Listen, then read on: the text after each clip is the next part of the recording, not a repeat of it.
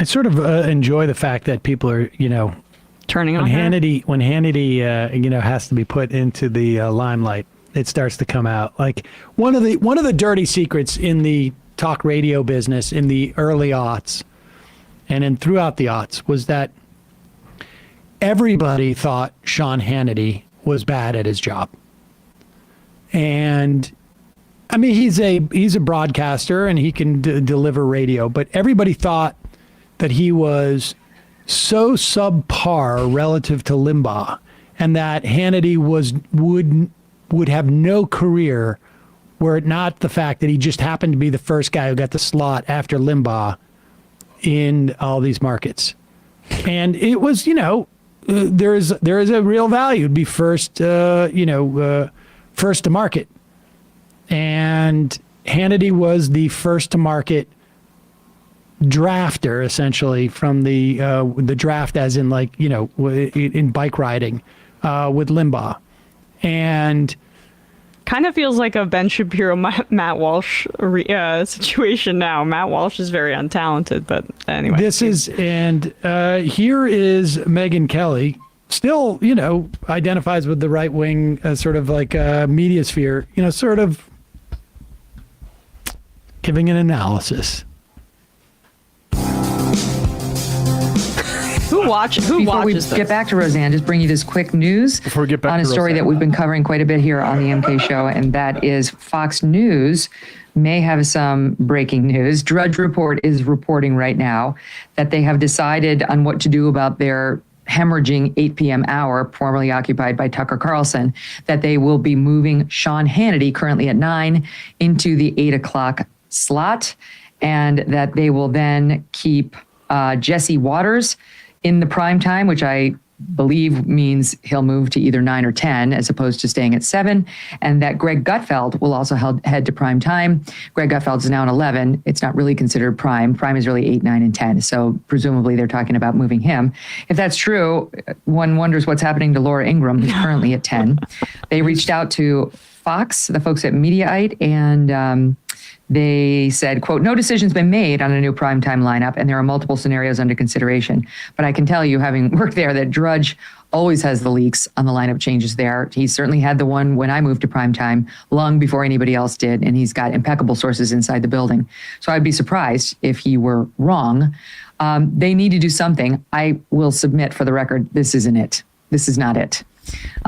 They need a voice like Tucker's. If you and even that's probably not going to do it because the audience is very angry and they miss Tucker. But Hannity is not the answer at 8. He's not the answer at 8. He hasn't been the answer at 9 lately since Tucker left. Woo! We've been following the ratings. They're hemorrhaging. Boss, I will remind you, and I would bet that his ratings are pretty anemic on radio since Limbaugh died too. He's not getting that lead in. Hannity is a guy who needs a lead in. He needs a lead in.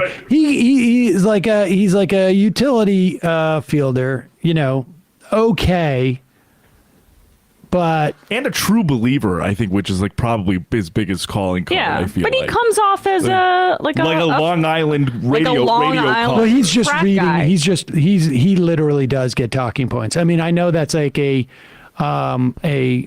thing that people like to say. He literally does just get talking points.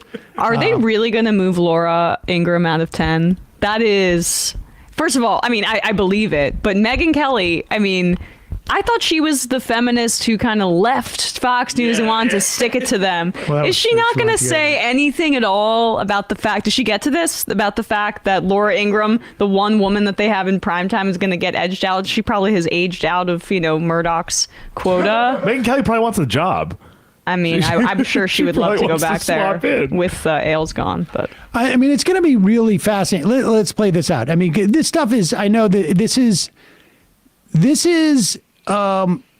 it's going to have real implications in terms of the Republican Party, I believe, because if Fox does not, Fox has been in this position before, right? They lost like O'Reilly, Beck, they've lost people before, big stars, Megyn Kelly, big stars, and they have always recovered.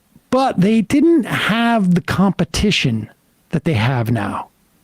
They didn't have WorldNet Daily, whatever AON, whatever the subsidiary cable channels, one of which beat them the other night, Newsmax, I guess. But they're also, the online stuff is much bigger. And so they never had this level of competition. And this is important too, because there is a gravitas that Fox has just by nature of being on cable television. So much so that even other media outlets and networks would give it credit. Mm-hmm. They tried during the Obama administration to basically isolate Fox, and all the other networks you can't do this. They're a real news organization. Really? They're not really a real news organization. And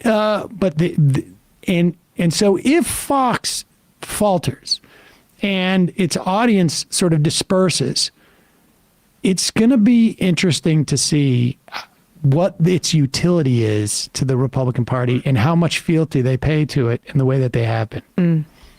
And 9, where currently is Sean Wright is right now. And just by way of numbers, we now have it up to 4 weeks. The 4 weeks prior to Tucker's departure, he was averaging a 3.3 million in the overall. Now it's less than half. They're averaging 1.5 million.